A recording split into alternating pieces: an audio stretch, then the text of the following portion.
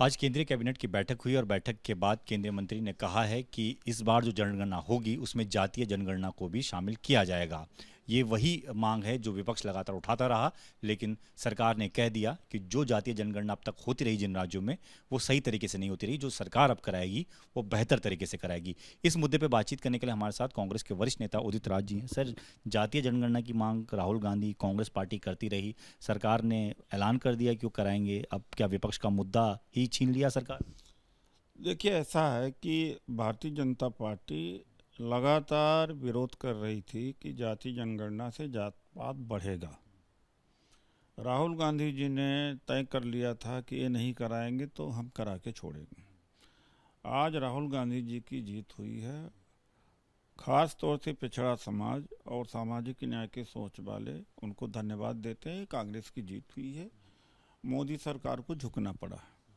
मैं पूछना चाहता हूँ उस तर्क का जो 10 साल से इन्होंने तर्क एक गढ़ रखा था कि जाति जनगणना से जात पात बढ़ेगा, उसका क्या हुआ?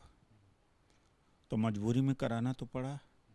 और जाति जनगणना मैं उस तरह से देखता हूँ जैसे इंसान के शरीर का जब एक्सरे होता है तो पता लगता है क्या बीमारी है, उसी तरीके से जाति जनगणना से पता लगेगा किस वर्ग किस जाति का कहाँ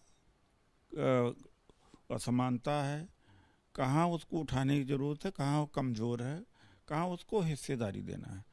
इससे भारत राष्ट्र को बहुत फ़ायदा होगा और समाज में खुशहाली होगी। हमें नहीं देखते कि इसका चुनावी लाभ किसको मिलेगा, मुझे मिले उसके मिले, लेकिन हम सबसे पहले ये देखते हैं कि एक पिछड़ा समाज जो 50% का समाज है, ज़्यादा का है, उसका भला होगा।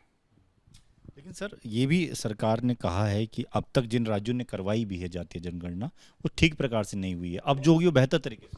नहीं, अब वो तो ठीक है, लेकिन भाई कास्ट जब भी तो कह रहे थे, जब भी तो हम मांग कर रहे थे कि कास्ट सेंसस जो रजिस्ट्रार जनरल ऑफ इंडिया कराए, ये तो तैयार नहीं कर रहे थे।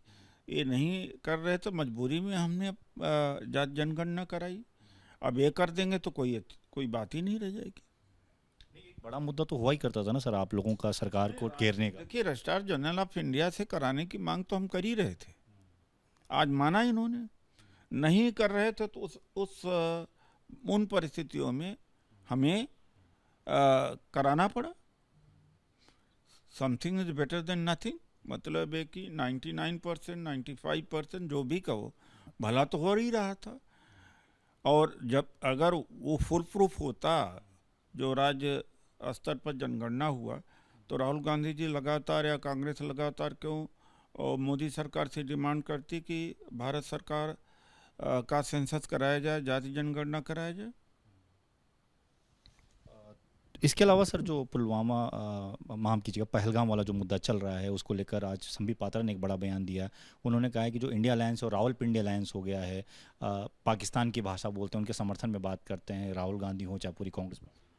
जब बम्बई में हमला हुआ था, मोदी जी जाकर के मुंबई में कहा था कि समस्या केंद्र में है, नेवी, आर्मी, फौज, बीएसएफ सब केंद्र सरकार के पास है, आरबीआई और इंटेलिजेंस एजेंसीज। तो किसको क्लीन चिट दिया था? पाकिस्तान को दिया था। लेकिन धन्यवाद इनको करना चाहिए कि बहुत ही सुलझा, ज़्यादा ही सुलझा विपक्ष इनको मिला कि उस घड़ी से पहलगाम से जब हुआ, एक वॉइस से न इधर न उधर कांग्रेस बिना शर्त मोदी सरकार को समर्थन दे रही कि आप पाकिस्तान के खिलाफ कार्रवाई करो। ये बहानेबाजी है इनका, ये कुछ नहीं कर पा रहे हैं। तो कभी किसी का बयान किसी का बयान, बयानों से एक्शन रुकते हैं क्या? आपको पाकिस्तान को सुधारना है, उनको सबक सिखाना है, तो किसी के बयान से कोई फर्क पड़ेगा? आप करके दिखाओ भाई।